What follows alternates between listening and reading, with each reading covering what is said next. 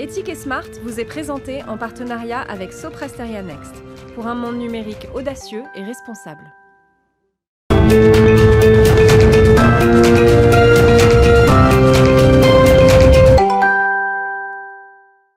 Bonjour à toutes et à tous, heureux de vous retrouver pour un nouveau numéro d'Éthique et Smart, l'émission de l'éthique numérique, de la responsabilité des entreprises et de la transformation digitale.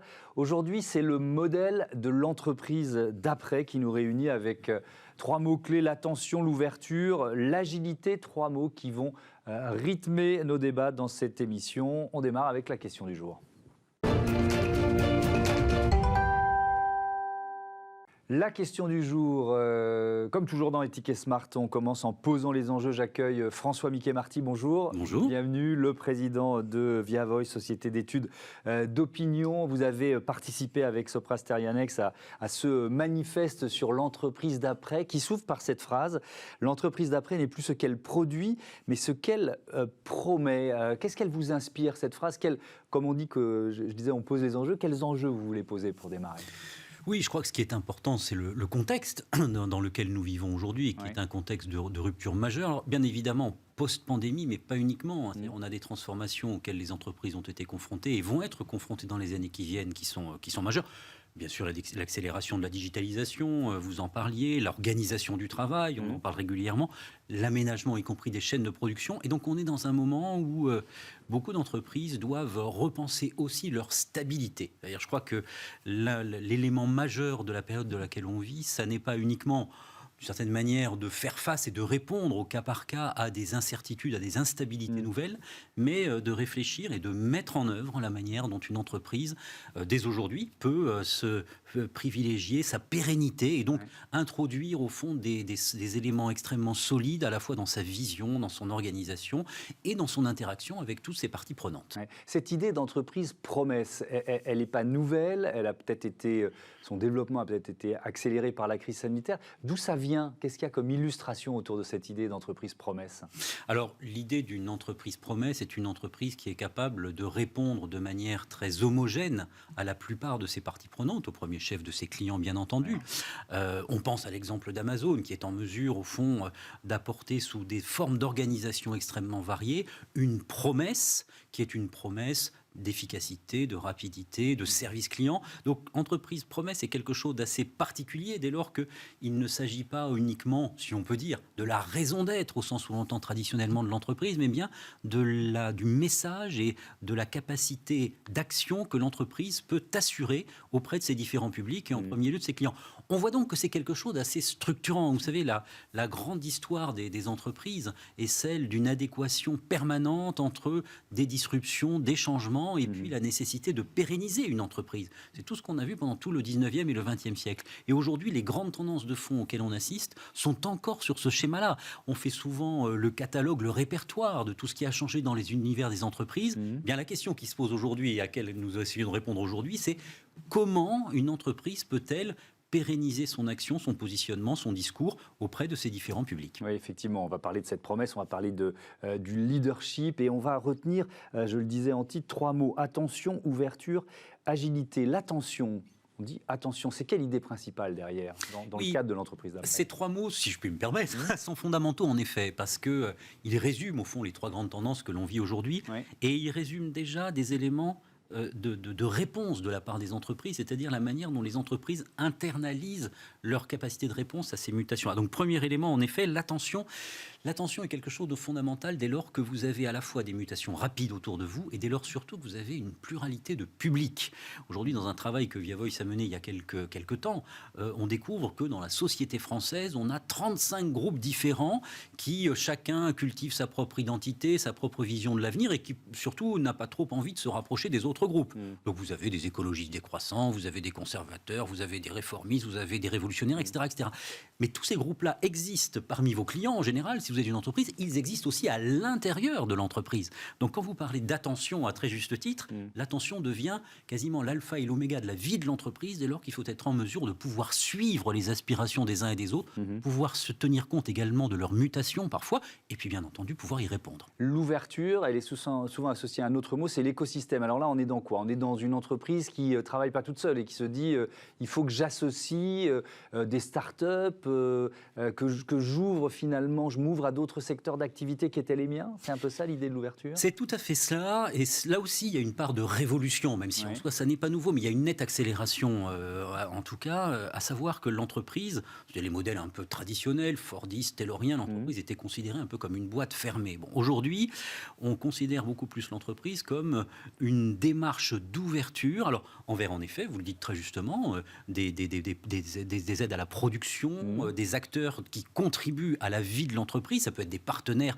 quelle que soit la nature de ces partenariats. Ça peut être des partenariats commerciaux, ça peut être des partenariats industriels, ça peut être des partenariats, y compris de réflexion à la stratégie de l'entreprise. Donc, on est davantage sur, en effet, la construction d'un écosystème qui peut s'étendre non seulement au-delà jusqu'aux clients, mais aussi au-delà jusqu'aux parties prenantes en termes sociétal. Donc, on voit bien tout d'un coup que l'entreprise devient un écosystème, vous le dites très justement, d'où l'idée d'ouverture. Ouverture veut dire ouverture à l'altérité, c'est-à-dire comment faire ensemble, tout en ayant autour de soi un système de diversité. Et c'est probablement là qu'il y a aussi une promesse pour l'entreprise, à savoir être en mesure d'être efficace, voire efficient, si l'on veut avoir une performance financière, tout en étant en mesure de mobiliser tout cet écosystème. Pour le leadership, vous avez tout à fait raison, ça modifie la donne. Oui, et on y reviendra tout à l'heure. Allez, dernier mot, l'agilité, on va vite parce que le temps file. Avec la crise Covid, il y a cette notion d'imprévisibilité. L'agilité, elle devient quoi? Obligatoire? Elle devient obligatoire. Alors, les études réalisées par Via Voice pour l'Observatoire Soprasteria Next, l'exploratoire Soprasteria Next dans ce contexte-là sont très importantes parce qu'elles montrent qu'au fond, près de 8 dirigeants d'entreprises sur 10 estiment que désormais, l'agilité n'est plus un luxe, mais intègrent l'agilité dans leur démarche, dans leur stratégie d'entreprise. Donc l'agilité, c'est pas uniquement se dire, tiens, il faut de temps en temps être mobile quand l'environnement change, ça devient une composante fondamentale de la stratégie d'entreprise. Donc vous voyez bien que sur ces 3 éléments, l'attention, l'ouverture et l'agilité, désormais, il s'agit de réfléchir à la manière dont on intègre dans l'entreprise, dans les stratégies d'entreprise, ces 3 dimensions. C'est une fusion, je parlais tout à l'heure de la manière dont on peut concilier à la fois esprit de disruption, de rupture, voire de révolution, et puis esprit de structuration et d'empire. C'est une tentative de convergence permanente entre ces mutations et puis la stratégie de l'entreprise. Et on va développer ces thématiques. Vous restez évidemment avec moi, François Miquet-Marty. On va passer à notre débat et je vais reprendre cette phrase clé, l'entreprise d'après n'est plus ce qu'elle produit mais ce qu'elle promet. Est-ce que vous êtes forcément d'accord ?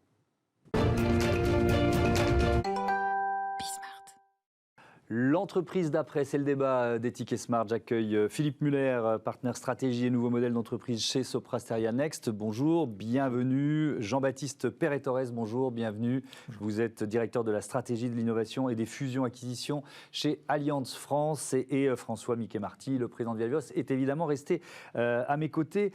Philippe Muller, vous avez piloté ce manifeste de l'entreprise d'après avec cette terminologie, l'entreprise promesse centrique. J'avoue humblement que c'est la première fois que je voyais ces 2 mots accolés, promesse centrique. Ça rejoint ce dont on parlait tout à l'heure. Comment vous expliquez ça? Qu'est-ce que ça veut dire pour vous? Eh bien, le point de départ, c'est qu'on n'attend plus les mêmes choses de l'entreprise. Et je vais partir d'un exemple très personnel, si vous me permettez.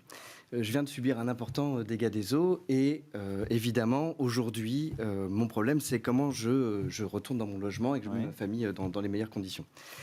Aujourd'hui, je vois une collection d'entreprises défiler et qui me propose du parquet, des armoires et autres services du bâtiment. Mais vous comprenez bien que ce n'est pas le sujet. Enfin, pour moi, l'important, ma problématique, c'est de revenir le plus rapidement possible dans mon appartement et de mettre ma famille dans les meilleures conditions. Donc, le sujet, moi, ce que j'attends d'une entreprise, c'est qu'elle s'engage à me proposer et finalement à tenir cet engagement de réponse à ma problématique, c'est-à-dire à réintégrer le logement. Mais c'est ça notre vision.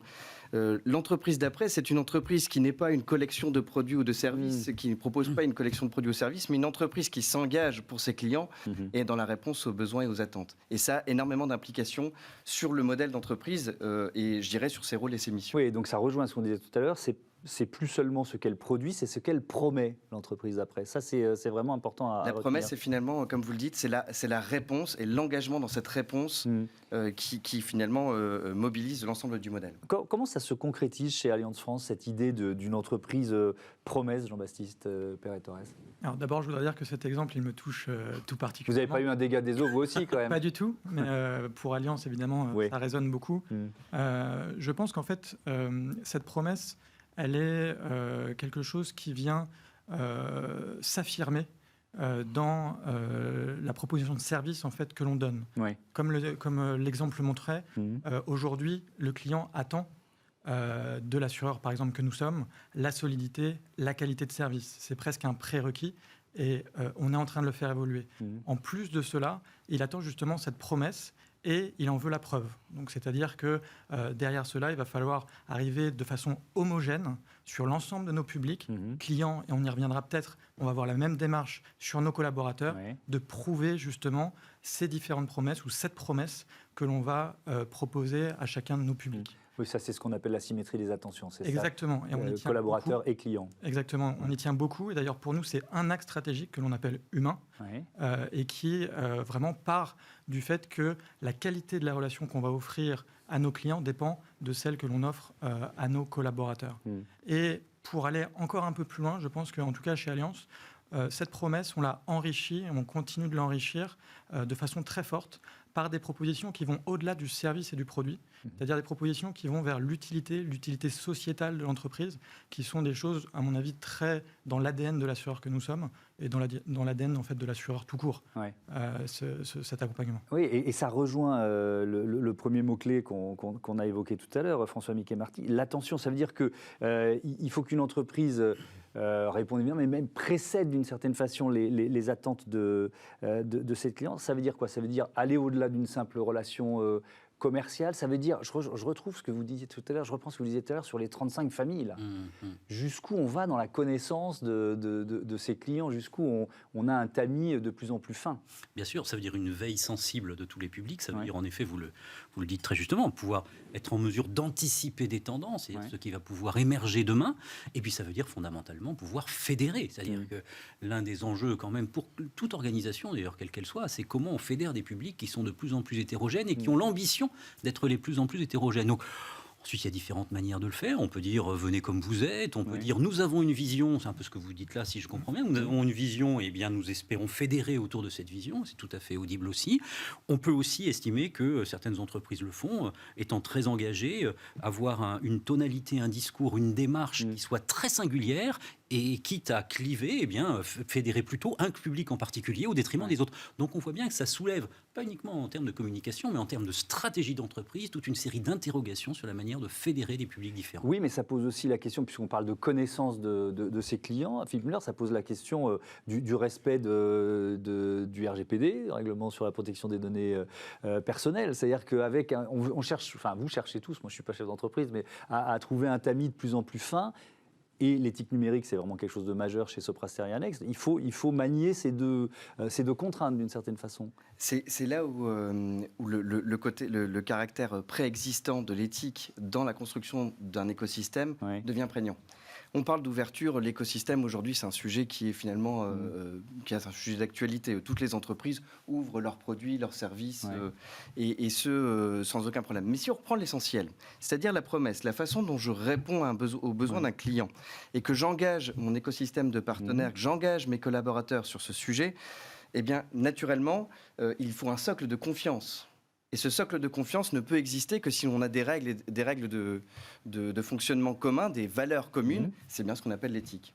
D'accord, et donc effectivement, ça se diffuse aussi dans cette notion de protection des données. L'ouverture, effectivement, pour emporter de l'adhésion de son écosystème, comment François-Mickey Marty, vous diriez qu'on peut fédérer finalement des entreprises qui sont parfois très différentes les unes des autres, qui ne vont pas afficher la même raison d'être, par exemple, ou qui n'ont pas le même objet social, ou qui n'ont pas, etc. Comment on va les réunir dans cette logique d'écosystème? Parce que qui est le plus puissant? Qui impose son éthique ou sa logique à l'autre? Vous voyez ce que je veux dire? Bien sûr. Alors, ça renvoie à la question du leadership, puisque être leader, c'est aussi choisir et décider de grandes orientations telles que celle-ci. On peut fédérer d'abord par des processus de réalisation d'un produit ou d'un service. C'est-à-dire, au fond, une fois qu'on a défini une promesse, comment concrètement on travaille ensemble avec des acteurs différents pour pouvoir délivrer quelque chose. On peut fédérer précisément autour de la promesse. C'est-à-dire, la promesse peut être un instrument fédérateur extrêmement puissant. Et puis, on peut fédérer, je crois que Philippe Muller le disait très justement, autour de valeurs communes, qui peuvent autrement dit être des éléments de mobilisation, presque d'engagement pour à la fois les salariés d'une entreprise, mais aussi une partie de ses clients qui se reconnaissent dans ces valeurs. Donc, on voit bien aujourd'hui l'ampleur des enjeux. On est très loin de simplement parler d'une digitalisation ou d'une réorganisation des modalités d'organisation du travail. On voit bien que ce qui est en jeu, c'est la manière dont on construit une stratégie d'entreprise et dont on est en mesure de la repenser pour pouvoir en effet fédérer de manière plus durable et peut-être plus souple aussi des publics. Toute la philosophie de tout ça, c'est comment on est solide tout en acceptant, au fond, une fluidité des différents publics qui participent au succès de l'entreprise. Ouais. Jean-Baptiste Perret-Torres, ça peut être aussi autour d'un objectif commun, par exemple la mobilité.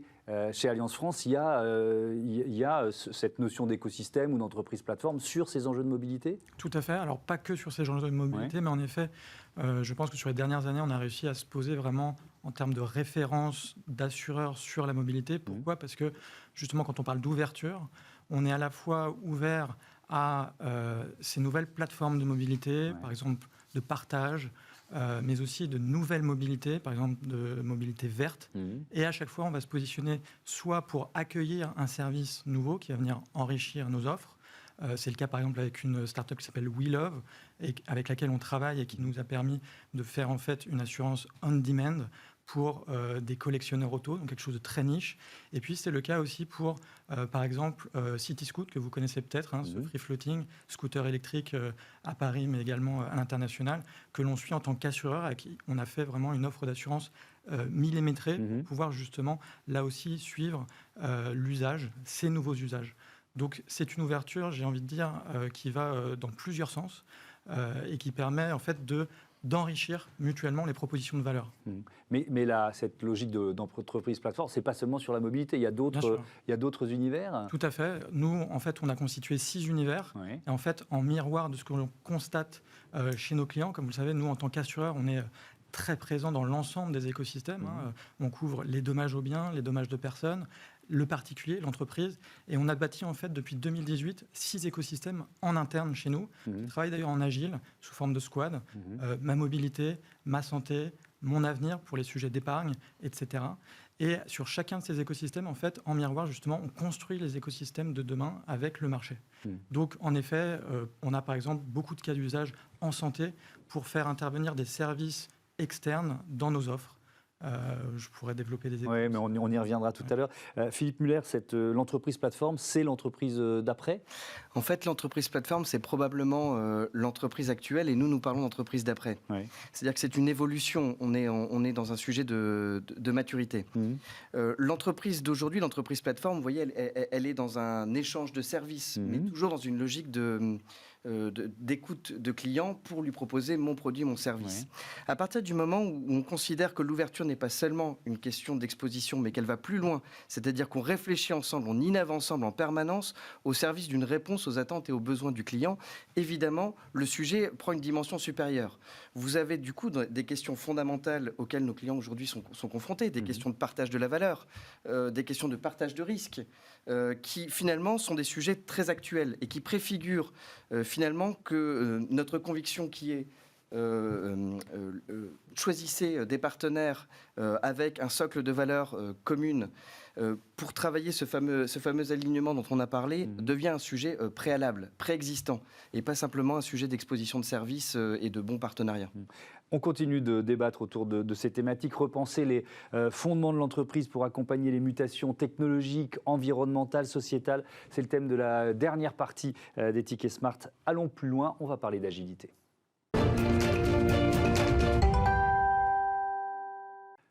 L'entreprise d'après n'est plus ce qu'elle produit, mais ce qu'elle promet. C'est un peu la phrase clé de cette émission. On explore cette définition. On va plus loin dans Ethic et Smart. Toujours à mes côtés, Jean-Baptiste Perret-Torres, le directeur de la stratégie de l'innovation des fusions-acquisitions chez Alliance France, François Miquet-Marty, le président de Via Voice, et Philippe Muller, partenaire stratégie et nouveaux modèles d'entreprise chez Sopra Steria Next. Alors, dans votre manifeste pour l'entreprise de demain, il y a quand même une phrase qui m'a fait tiquer, c'est peut-être parce que je suis journaliste, je sais pas, mais brûlons nos modèles de leadership. Franchement, j'ai trouvé ça fort. Ça veut dire quoi? Ça veut dire qu'il faut même oublier l'idée d'un modèle de leadership, c'est ça? Le point de départ, c'est l'école de leadership qui a été très largement répandue. François en parlait comme tendance. Et auquel nous aujourd'hui, on considère que c'est une voie qu'il ne faut plus prendre. Le leadership a été souvent un sujet d'exécution, vous voyez, de modèle. Or, l'entreprise d'après, de par l'ouverture dont on vient de parler, est forcément un modèle mouvant. C'est un modèle ouvert. Donc, mécaniquement, vous ne pouvez plus avoir un modèle duplicable. Donc, le modèle de leadership traditionnel, celui qui était longtemps répandu, c'est un modèle... Pourquoi? Parce que ça devient une sorte de carcan. Et on parlait de monde imprévisible. Le carcan, il va forcément handicaper le chef d'entreprise. On ne vient pas avec une recette de cuisine en disant le leader doit avoir ces caractéristiques-là. On est convaincu que le modèle de leadership se construit sur la base de l'entreprise qui est orientée promesse. Et donc, chaque promesse étant différente, le modèle de leadership doit être adapté. Oui, mais ça ne veut pas dire qu'il ne faut pas de leadership. Hein. Nous sommes d'accord. On est bien d'accord. François Miquet-Marty, ce nouveau leadership, vous le définissez comment, vous? Par deux caractéristiques conjointes, à la fois une grande clarté, une grande détermination dans les définitions de ce qu'est la promesse. C'est-à-dire, si une entreprise tient par sa promesse, pour parler trivialement, il ne faut pas se planter sur la promesse. Bon. et ensuite, être capable d'organiser l'ensemble des forces qui vont concourir à l'entreprise. Ça, c'est le premier élément.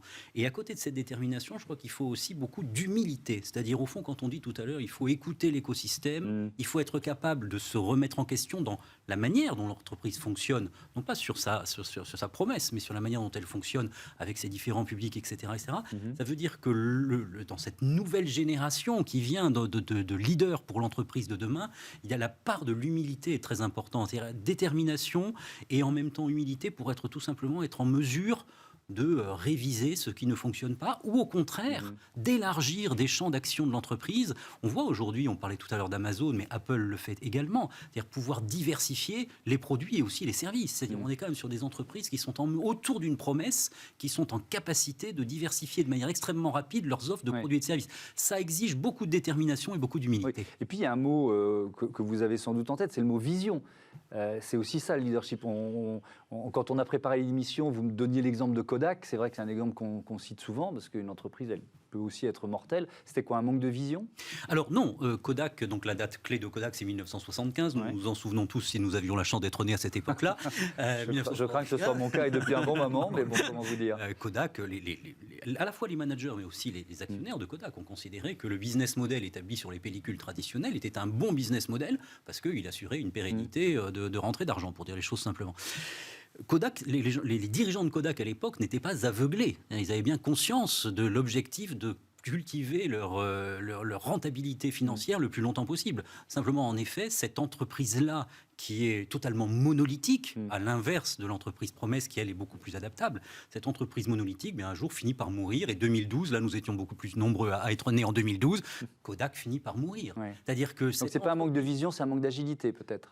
C'est un choix, je dirais ni l'un ni l'autre. Voilà, bien sûr, manque d'agilité au sens où le parti a été pris de ne pas être agile, mais ça a été clairement le choix de pérenniser pendant le maximum d'années possible un système qui apparaissait comme rentable. Donc c'est un choix, mais dont on sait aujourd'hui qu'il est mortel.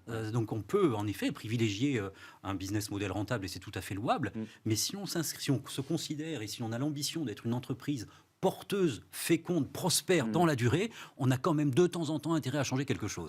Jean-Baptiste Perret-Torres, vous l'avez évoqué tout à l'heure, ces écosystèmes internes, il y en a 6. Donc là, on est dans une forme de leadership renouvelé.